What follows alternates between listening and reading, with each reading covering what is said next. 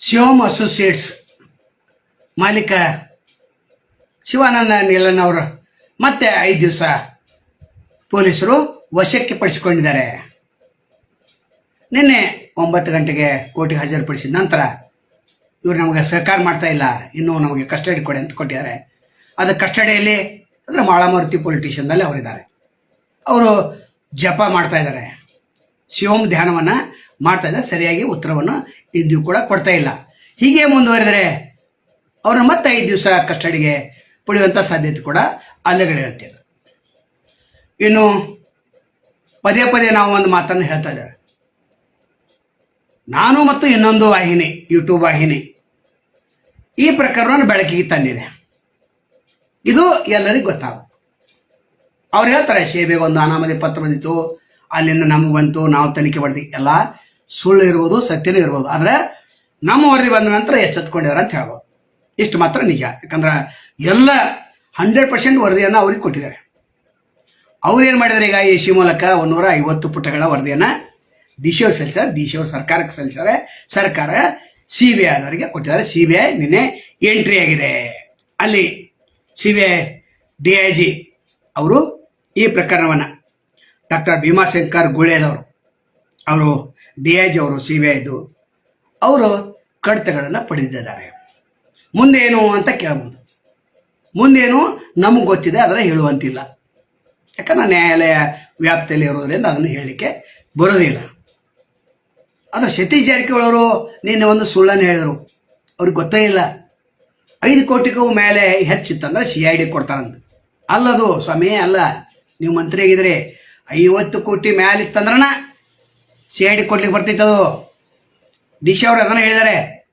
ಹಾಗಾದ್ರೆ ನೀವು ಯಾಕೆ CID ಕೊಡಲಿಲ್ಲ? ನಿಮ್ಮ ಕ್ಷೇತ್ರದಲ್ಲಿ 3-4 ಜನ 70-80 ಕೋಟಿಗಿಂತ ಮೇಲೆ ಪಡೆದಿದ್ರಲ್ಲ, ಅವ್ರದ್ದು ಯಾಕೆ CIDಗೆ ಹೋಗಲಿಲ್ಲ? 18 ಕೋಟಿ ಆಗಿತ್ತು ಯಮನಾಪುರದು, ಮತ್ತು 5 ಕೋಟಿ ನಿಮ್ಮ ಪ್ರಕಾರ ಆಗಿದ್ದರೆ CIDಗೆ ಯಾಕೆ ಹೋಗಲಿಲ್ಲ? ಅದು ಯಾರ ಹಸ್ತಕ್ಷೇಪದಿಂದ ನಿಂತದು?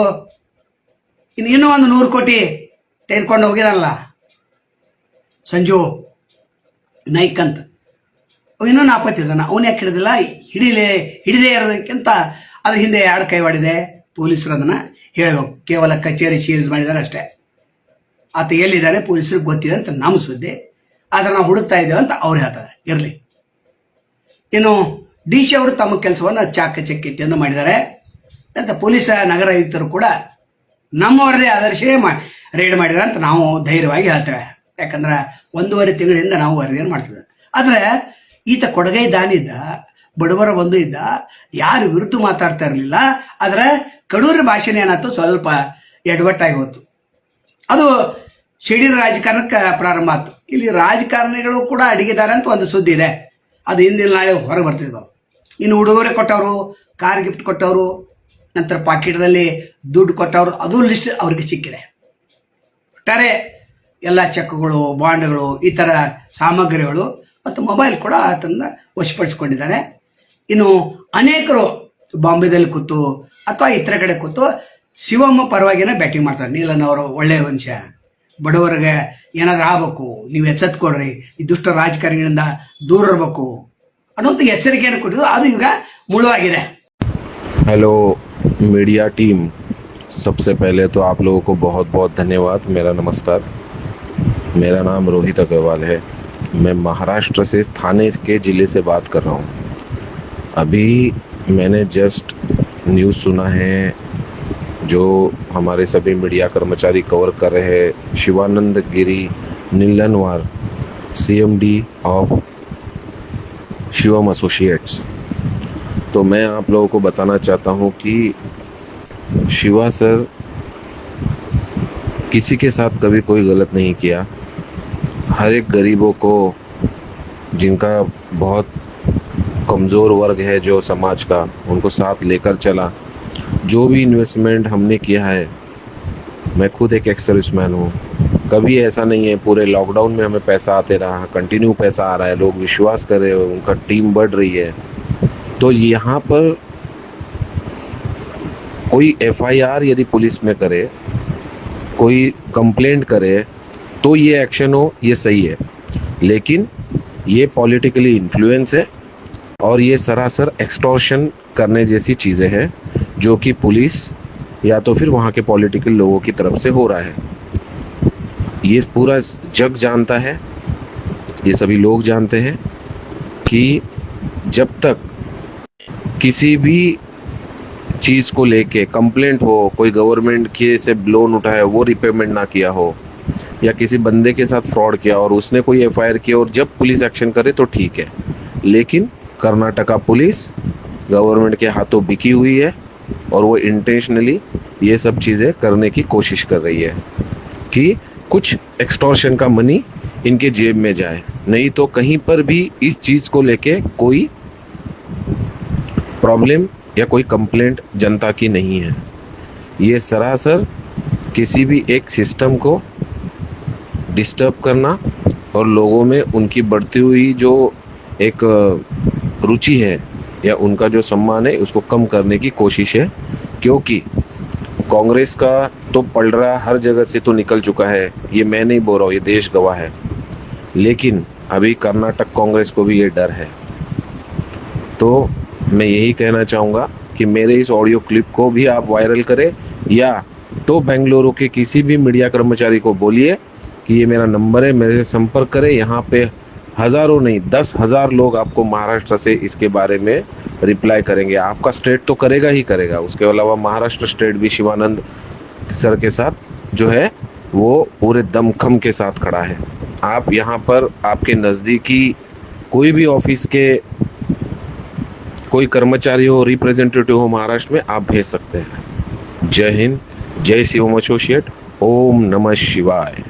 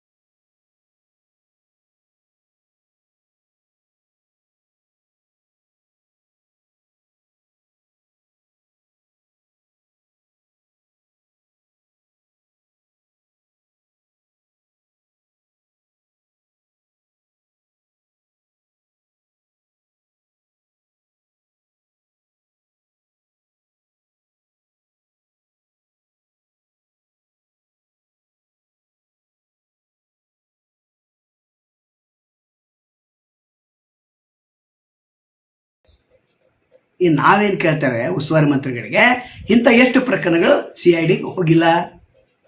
ಹಿಂದೆ 18 ವರ್ಷದ ಹಿಂದೆ ಸಂಜಯ್ ತೆಂಗಿನಕಾಯಿ ಸಾಯಿ ಮಲ್ಟಿ ಸ್ಕೀಮ್ ಮಾಡಿದ್ರು, ಸುತ್ತಗಟ್ಟಿ ಬಳೆ ಎಮ್ಮೆ ದೊಡ್ಡ ಗೋಡಾವನ್ನು ಹಾಕಿದ್ರು. ಅವು 10% ನಾನು ಕೊಡ್ತೇನೆ ಠೇವಣಿ ಹಣಕ್ಕೆ 3 ವರ್ಷಗಳವರೆಗೆ 10% ಬಡ್ಡಿ ಕೊಡ್ತೇನೆ ಅಂತ ಹೇಳಿದ್ರು. ನಂತರ ಬಡ್ಡಿ ಕಡಿಮೆ ಆಯ್ತು, ಪೊಲೀಸರು ಠೇವಣಿದಾರರು ಕಂಪ್ಲೇಂಟ್ ಕೊಟ್ಟರು, ಪೊಲೀಸರು ಅರೆಸ್ಟ್ ಮಾಡಿದ್ರು, ಕೋರ್ಟ್ದಿಂದ ಆತ ನಾಪತ್ತೆ ಆಗಿದೆ ಅಂತ ಇಂದಿಗೂ ಕೂಡ ತೋರಿಸ್ತಾರೆ. ಅಂದ್ರೆ ಅಲ್ಲಿ CID ಎಂಟ್ರಿ ಆಗಿತ್ತಲ್ಲ, ಅವ್ರು ಏನಾದರೂ ಅಂತಿಮ ಸ್ವರೂಪ ಹಚ್ಚಿದ್ರ ಅಂತ, ಯಾರು ಠೇವಣಿ ಇಟ್ಟಿದ್ದಾರೆ ಅದಕ್ಕೆ ದಾಖಲೆ ಇದೆ, ಕೋರ್ಟ್ ಮುಖಾಂತರ ಕೊಡ್ಸ್ಯಾರ ಅಂತ. ಅದು ಎಮ್ಮೆ ಮತ್ತು ಇತರ ಸಾಮಗ್ರಿ ವಶಪಡಿಸ್ಕೊಂಡು ಮಾರಿ, ಯಾರಿಗೆ ಮಾರಿರು, ಎಷ್ಟಿಗೆ ಮಾರಿರು, ಯಾರ ನೇತೃತ್ವದಲ್ಲಿ ಮಾರಿದ್ರು ಅನ್ನೋದು ಈಗ ವಿಷಯ ಬೇಡ.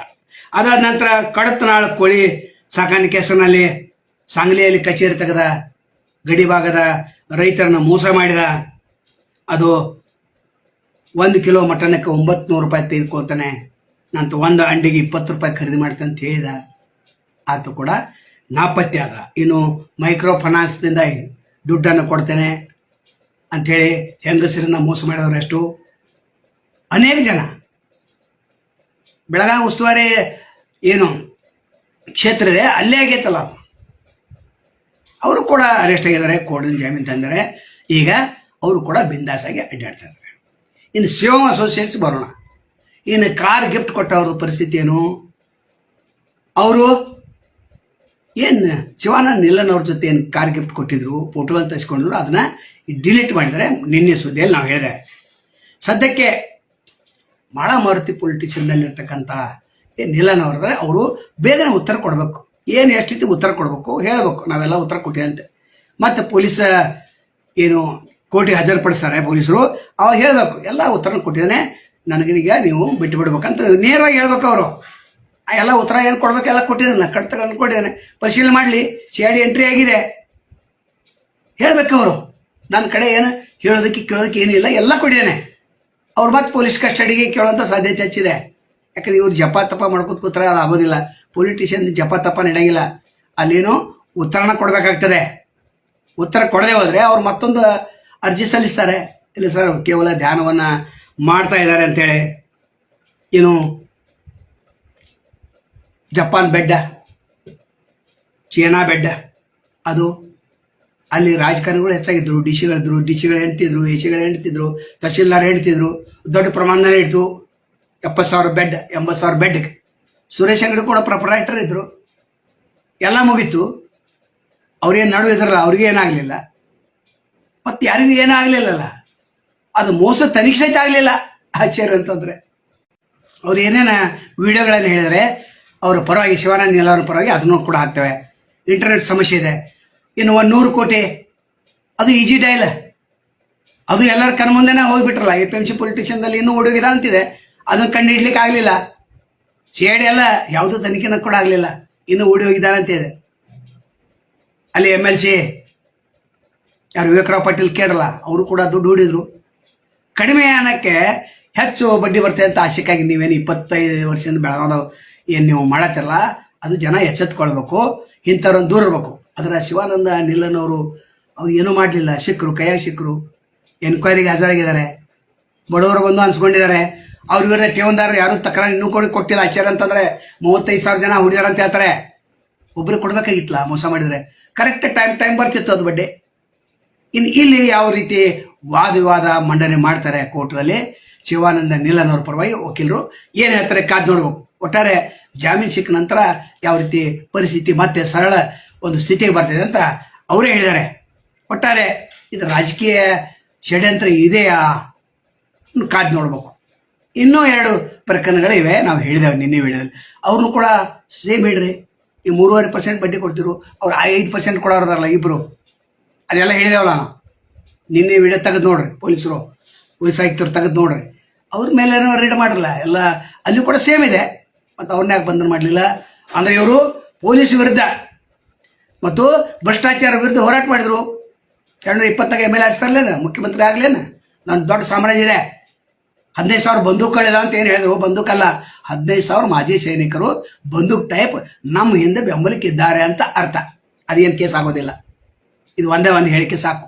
ಒಟ್ಟಾರೆ ನಾವು ಯಾರ ಪರನಲ್ಲ, ಯಾರ ವಿರುದ್ಧ ಅಲ್ಲ, ಆದರೆ ಜನರಿಗೆ ಮೋಸ ಮಾಡೋದು ನಮಗೆ ತಡ್ಲಿಕ್ಕೆ ಆಗೋದಿಲ್ಲ. ಅದಕ್ಕೆ ವರದಿಯನ್ನು ಮಾಡ್ತಿರ್ತೇವೆ. ಆ 2 ವರದಿಗಳನ್ನು ಇನ್ನೂ ಕೆಲವೊಂದು ದಿವಸ ಅವು 2 ವರದಿ ಸೇವ್ ಮಾಡ್ತೇವೆ. ಯಾರಿಗೆ ಅಂಜೋದಿಲ್ಲ, ಅಳ್ಕೋದೇನೇ ಇಲ್ಲ. ಆದರೆ ಈ ಕ್ರೆಡಿಟ್ ಎಲ್ಲ ನಮಗೆ ಸಲ್ಲಬೇಕಂತಲೇ ಹೇಳೋರು ನಾವು.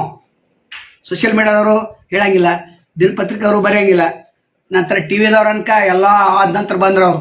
ಹೆಂಗೆ ಗುರ್ಲಾಪುರ ಹೋರಾಟ 5-6 ದಿವಸ ಆದ ನಂತರ ಬಂದ್ರಲ್ಲ ವಿಜಯ ರಾಘವೇಂದ್ರ ಪ್ರಚಾರ ಮಾಡ್ಲಿಕ್ಕೆ, ಹಂಗೆ ನಾವು ಹಂಗೆ ಮಾಡಂಗಿಲ್ಲ. ನಾವು ಇದು ವಿಷಯ ಇದ್ದಗತ್ತೆ ನಮ್ಮ ನ್ಯೂಸನ್ನು ಇವರು ಬ್ರೇಕಿಂಗ್ ನ್ಯೂಸ್ ಮಾಡ್ಕೋತಾರೆ.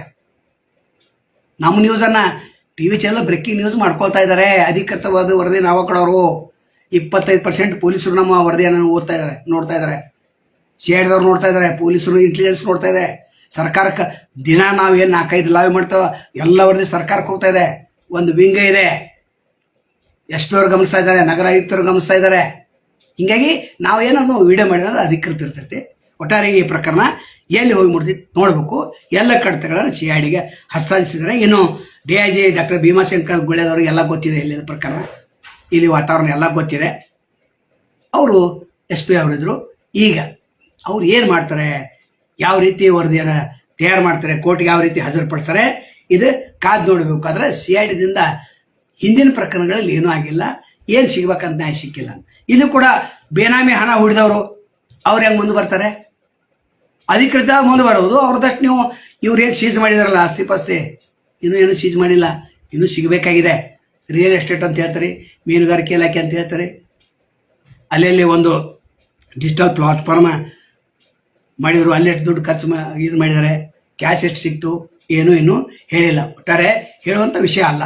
ಆದರೂ ಕೂಡ ಈ ಪ್ರಕರಣ ಎಲ್ಲಿ ಬಂದು ನೋಡ್ತೈತೆ ಕಾದು ನೋಡೋಣ. ನಾವು ಶಿವಾನಂದ್ ನೀಲನವ್ರ ವಿರುದ್ಧ ಅಲ್ಲ, ಸತ್ಯದ ಪರ ನಾವು ವರದಿ ಮಾಡ್ತೀವಿ ಅಷ್ಟೇ. ಈಗ ಅವರು ಪರವಾಗಿ ವಿಡಿಯೋಗಳನ್ನ ಹರಿಬಿಟ್ಟಿದ್ದಾರೆ, ಅದನ್ನ ಕಾದು ನೋಡೋಣ. ಯಾಕಂದ್ರೆ ನಾವು ಎಲ್ಲರ ಪರವಾಗಿ ನಿಲ್ಲಬೇಕಾಗ್ತದೆ, ಸತ್ಯದ ಪರವಾಗಿ ನಾವು ನಿಲ್ಲಬೇಕಾಗ್ತದೆ. ನಮಸ್ಕಾರ.